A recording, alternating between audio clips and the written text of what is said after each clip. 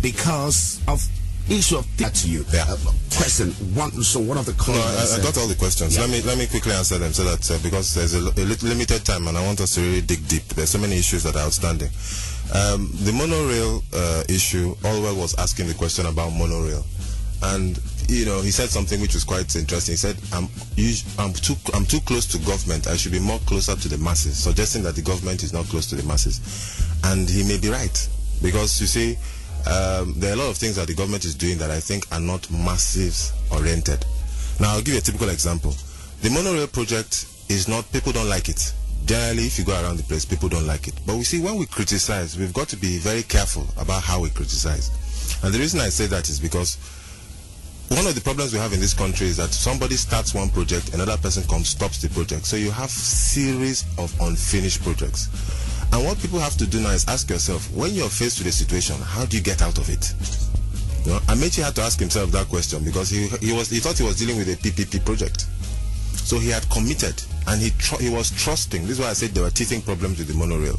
He was trusting that the person who was coming, a former governor of this state, when you say that you are going to invest in the state, the governor is inclined to believe the man. And the man brought the contacts, he brought all the Igbo people with him.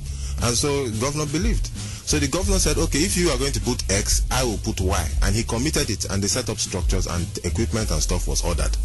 Eventually, the person was not able to deliver. What does the governor do at that stage? Does he lose that money he has invested and say, write it off? Or does he try and salvage it? So he tried to salvage it.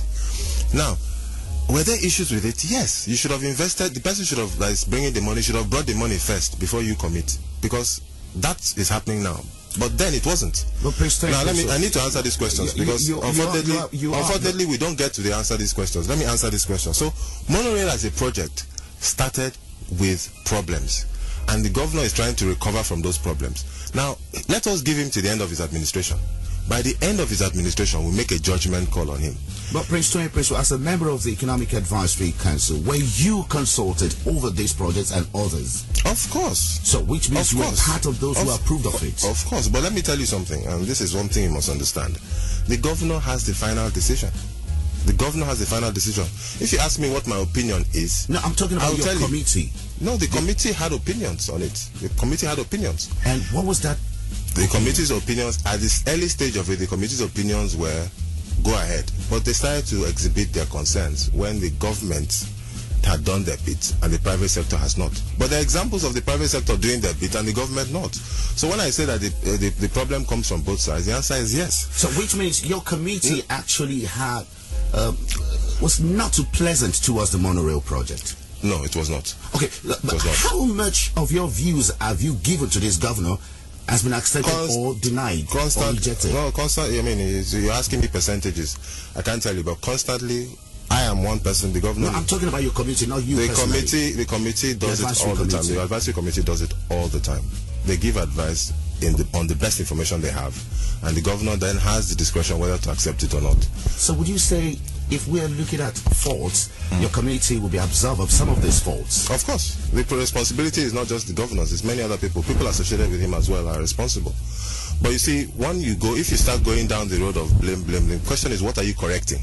Are you still making the same mistake? Because you're not going to start perfectly. You're going to make mistakes as you stumble along. And like I said at the beginning, and some of us are also guilty, the advice that we gave was go ahead.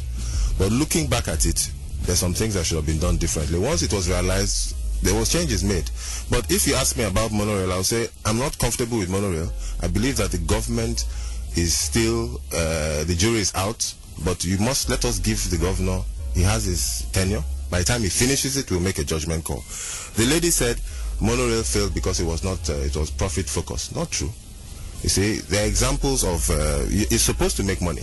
In fact, the idea is that if business gets involved, business can run things better. What the governor was struggling was to find somebody who was going to put their own money in the business. He should not put his own money in the business and the private sector will come and run it.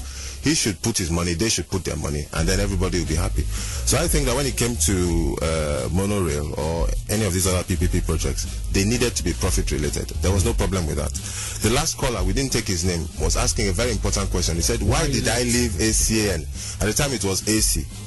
I didn't want to say a lot at the time I was leaving AC. I think the last time I was leaving